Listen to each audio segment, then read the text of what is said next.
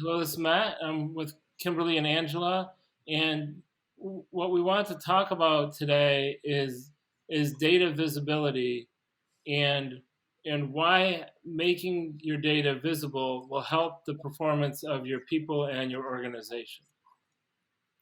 There's three topics within this we want to talk about.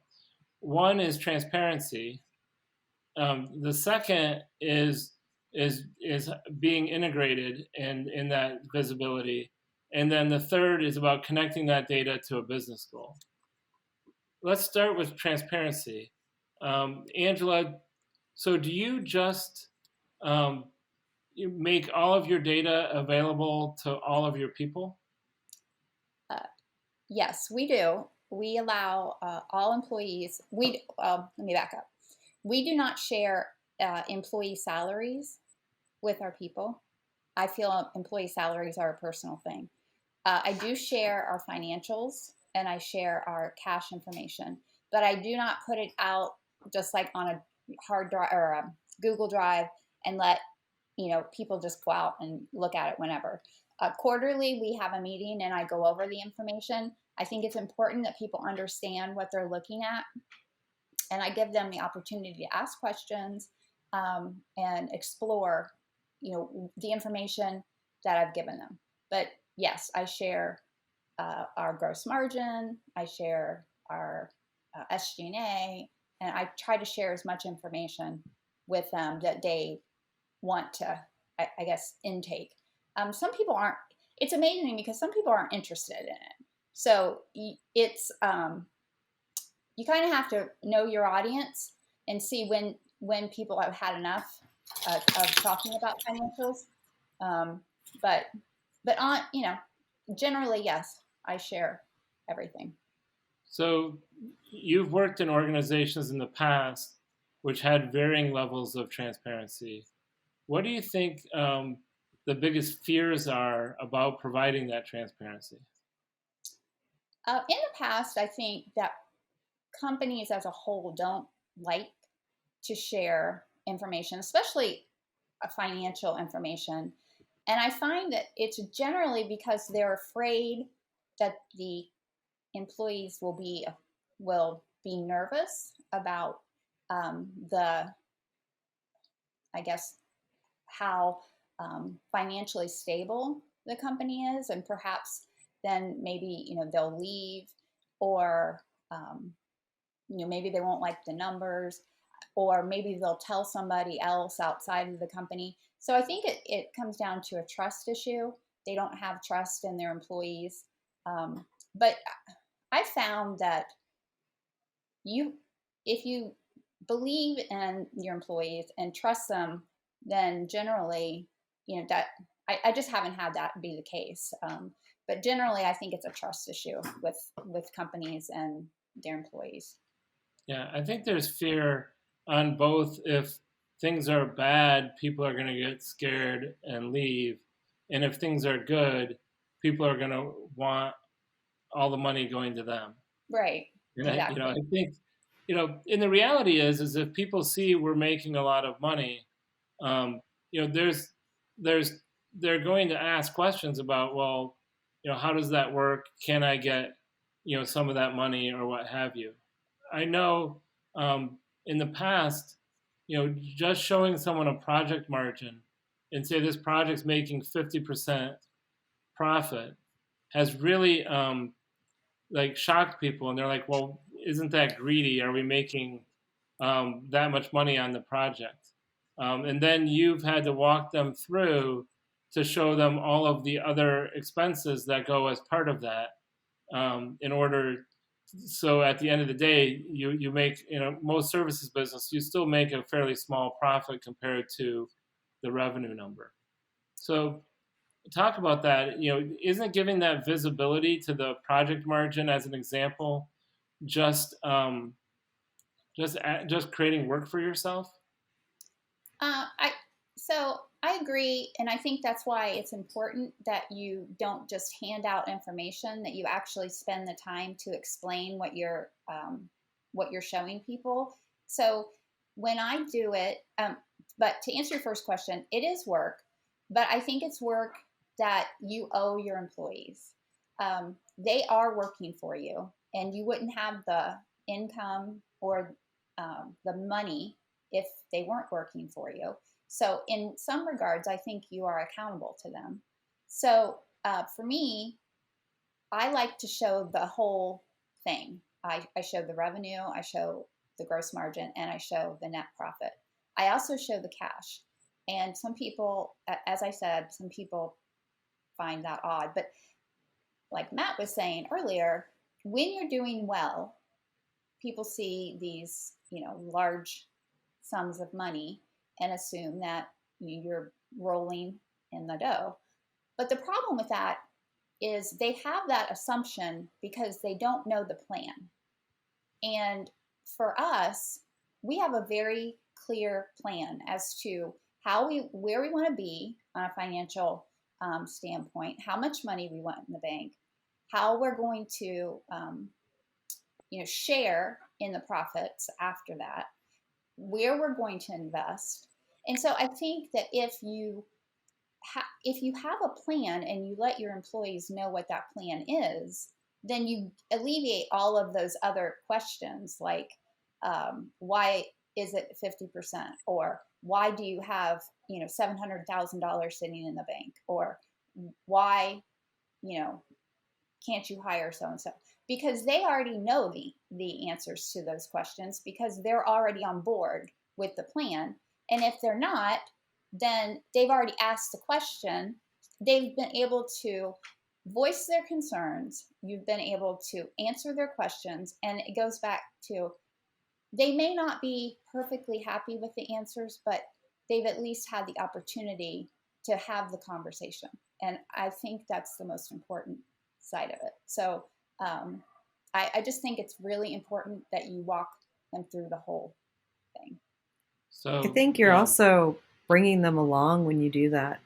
And by empowering people the way that you do, Angela, your employees feel invested in helping you be successful and meet that plan because they see that you care enough about them and have the trust and faith in them to give them that information and to take the time to share and help them understand. In turn, when they are looking at if someone's in a position to impact a project margin, for instance, and can do it in a positive way, they have a better understanding of how that ties into the rest of the business, and it builds a stronger loyalty towards wanting to help you achieve that goal. Well, and it makes, I totally agree, Kimberly, but it also makes them feel like they're part of growing something, which when you talk to people, that's really what they want. They want to be Absolutely. part of something, and they want to feel like they're part of growing it, and they make a difference. And so that's really what I think is important, is that they feel valued and they feel like um, what they do matters. and So trusted. and trusted. And Yeah. so back to the, yes, you might have somebody that tells somebody else, but the likelihood of that, I think, in comparison to the reward of what you get, is not worth worrying about it. But you also get, I think, when you share the financial information, that kind of goes away. So if you share it with everybody, you don't have to worry about that anymore. And then all the other data you can share, and they have what they need to do their job. So Right. you get the big stuff out of the way, and then it makes all the other stuff easy. So Yeah, and it gives them context, right? So right. when you're making decisions and you don't approve something, and they say why, you can go back to the bigger picture. Well, our business goal, yes, we're doing well, but our business goal is to have this much cash so that you're secure when there's a downturn. If you can remind them of that business goal and show that you're making decisions against that business goal, they'll understand and see context of, all right, I understand now why you're making that decision, versus, Angela doesn't understand how valuable this tool or capability is or what have you, right? Everything's a trade-off. And like, especially on the SG&A side, almost all the requests are good ideas. It's Mm-hmm. just like there's only so much money to pay for them, right? Like Right. people will say, well, we should spend money on this, or we should get that, or we should do this. And all of them are good ideas, usually grounded in some business purpose, and you have to be able to decide to pick and choose.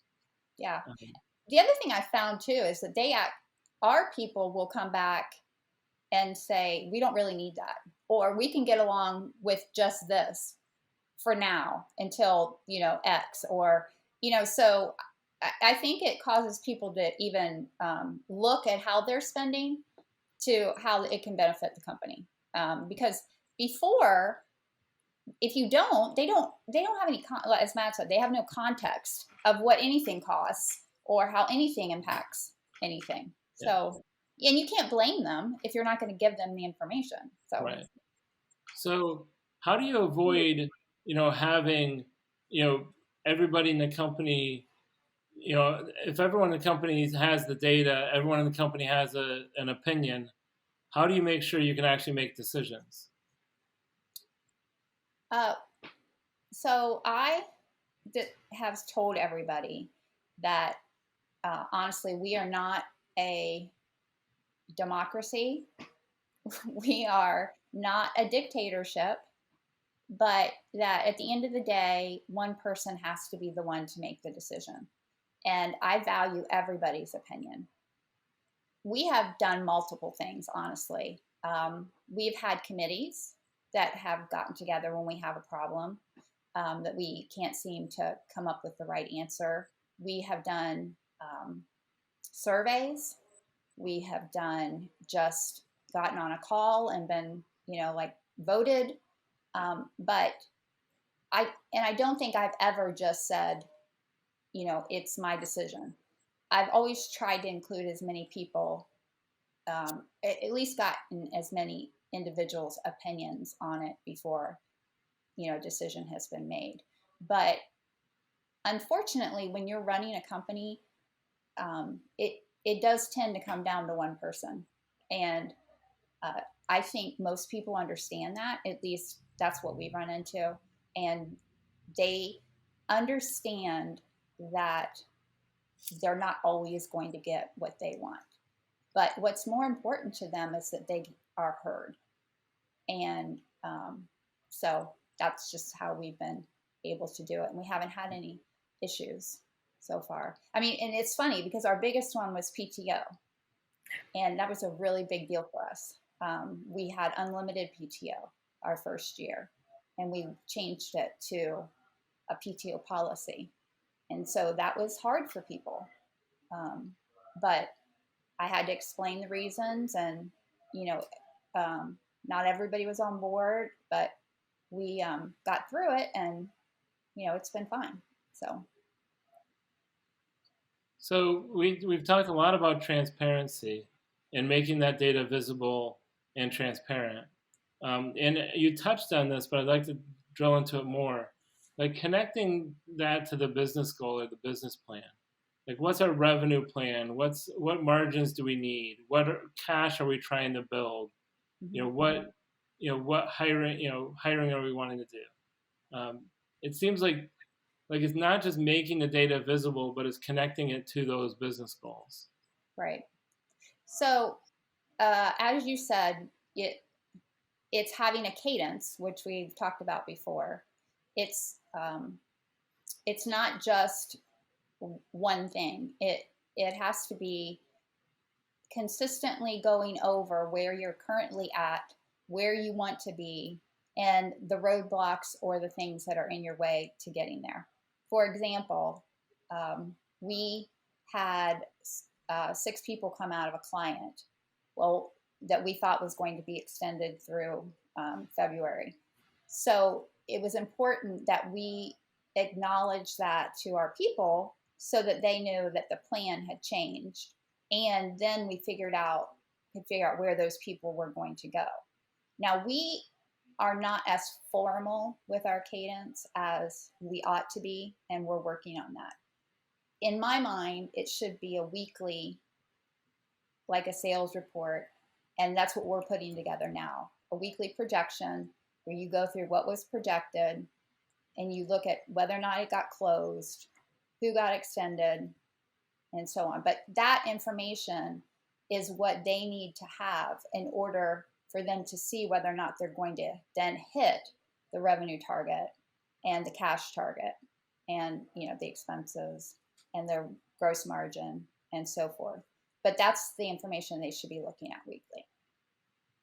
And is that a function of size too, Angela? Like as you when you're really small and you first start out, you can kind of see everything, right, from where you're sitting. So there's less about, you kind of have everything in your head. And then as you get bigger, there's more things to keep track of, and you have to have a system, and that's when you start putting those cadences in place, right? And then as you scale even larger, you start scaling the decision making capability and giving people, pieces of books of business within your business so that you can Yeah, and I scale. And for me, I'm used to having the cadence, so being small isn't really the reason. Like for me, I can't, as a leader in the company, in order for me to feel confident when I talk about where we're at, I need the cadence, because I need to know that when I talk about a sale, that I know where it's at in the yeah, process, or I know, because otherwise I feel like I'm talking off the cuff. So uh, that's probably because of where I've come from. But I think in general, you are correct that probably the business owner feels like he has the pulse of the company. And so the cadence isn't as important. But I would say that the cadence is probably as, if not more important, the smaller you are, because that's when it's really important to get it in place so that when you grow, you're not worrying about that. It's already there and you can just focus on the growth. I noticed at Pillar, when we all were there, I always felt like we were trying to do catch up, because we were growing so fast that we didn't have cadences in place that we needed, or function in place that we needed, that we were always, you always felt like you were swimming and you couldn't get there. yeah. So I think it's very important to get these things in place ahead of time, and then you don't have to worry about that. That's already taken care of. I So think that's an excellent call out because we did frequently, we would realize we needed something because we needed it to function. And so now it's kind of like you said, you're always behind in the capability you need. Instead of looking forward and saying, here's where we're trying to go, here's our growth plan. What do we need what do we need to put in place in order to be able to successfully move in that direction and have things in place when we are growing that we can, have what we need. I mean, even things like the data visibility is one of those things that we, didn't have at Pillar, right? When they started breaking the business into smaller chunks, we didn't have the ability to look at the part of the data you're responsible for. And it became an issue until we changed what we were doing so that we could have that capability. well, and that's the thing. Like if you have systems that are all different, and they need to get all into one, and maybe work on that. But yes, I think it is important to get your cadences in your system solidified and get that in place prior to growth. I know that can't always be, but Right. that would be the best scenario. Well, and you want it to become a habit, like when there's not a crisis. Exactly. When a crisis is really just we've we've got the issue and there's a short period of time to resolve it, right? So it's a crunch of time a lot of times. And if we have a regular cadence where we're worrying about these things, we've got the right people looking at them. Maybe instead of looking at them weekly or monthly, we need to be looking at them daily. But we already know how to do it, who's doing it, what's happening. And if we need to meet, 3 times a week for a few weeks while there's an issue, then that's great. But we don't have to start inventing new Right. processes, new systems. You don't have to go try to dig up all the data and the information. So It's already there.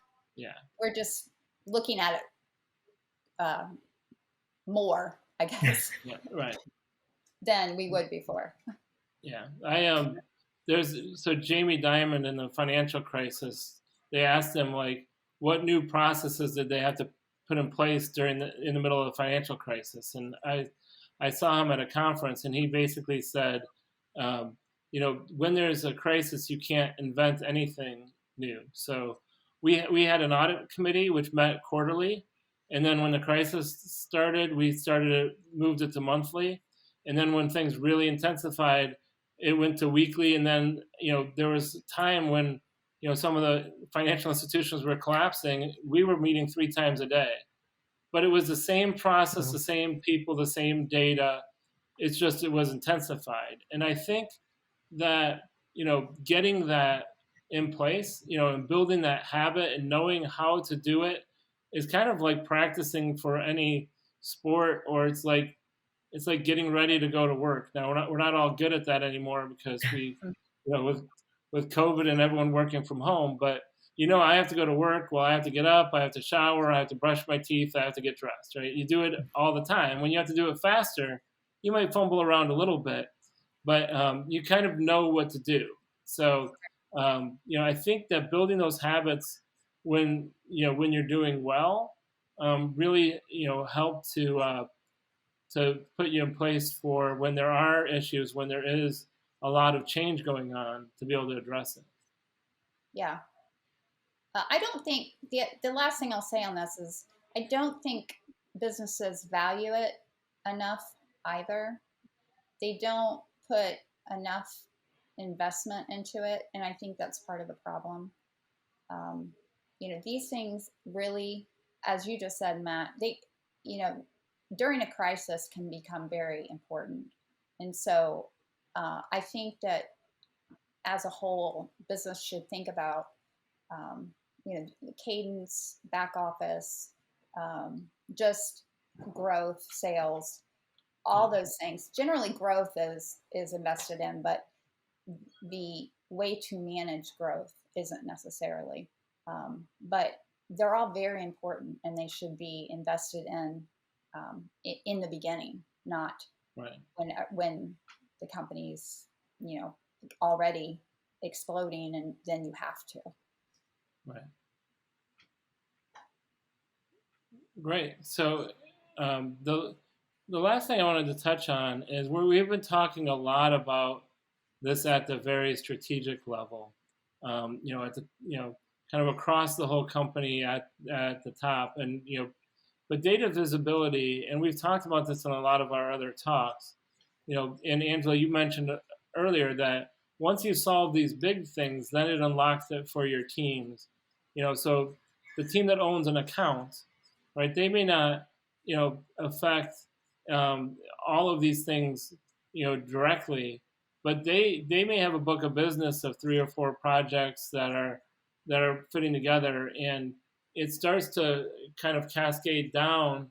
That if we make the big things visible, we make the cadences in place. Now the account teams have the data they need to do their job. Yeah, Yeah, exactly. it also empowers your account teams to help, right? And it helps you grow your next set of leaders. So, for example, when we talk about like, from past experience doing regional level, if you're looking at, or you're looking at company level and you say, we have a cliff or we have a problem we need to solve.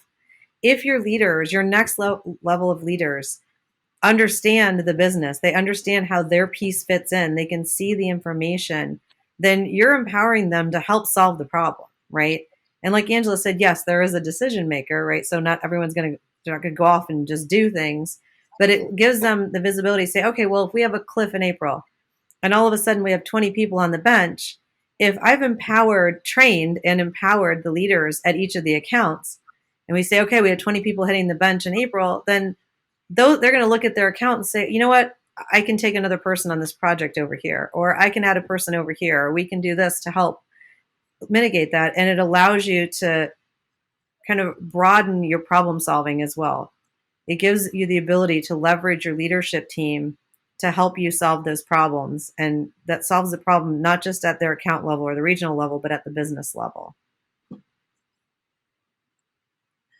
Yeah, I one time we had one of these issues where 2 or 3 projects ended that we didn't expect to end, and we ended up with a big bench. We had a client who desperately needed to build a solution to be competitive in the market, and they had 3 different organizations that had a really hard time getting on the same page. So we were at a point where the client needed a lot of work it was going to take them months in order to make a decision to start. We had 20 people available to do the work who may or may not be available in a few months. And I ended up working out a deal with the client that we could put, you know, all of the people, or all the people they needed on the project. And if the people weren't productive because we were still spinning up things and so forth, that they didn't have to pay. Now, first of all, that's, that deal took, some creativity on the inside of the organization. you know Everyone had to be able to see, all right, well, what's happening with the bench, what's happening with the revenue, what's happening with the projects, what's the likelihood that people are going to not be productive, and so forth, and get, all the people in a room and look at all the different variables and say, yes, we think we should make this deal, and get finance to say, that's great, but we're going to have to figure out how to manage the cash around it, and get delivery to say, well, that sounds good, but how are we going to get the three organizations, once we're on the ground, to agree to make sure we are productive, right? And get, staffing. There were some roles that we didn't have, we had to hire. So it was something that, ultimately, we were able to deliver for the client. We didn't have anything that wasn't billable, but it likely, without the visibility to the current reality and the challenges, um, you know, I would have just taken another 2 or 3 months to sell the deal, and everyone would be happy when the deal got sold. But like it wouldn't have dawned on me if I hadn't known the current reality to get that creative and find a way.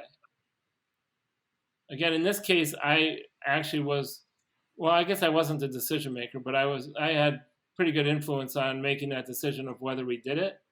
But at least I could jump in and find a way, and help out, and that really avoided a big downturn.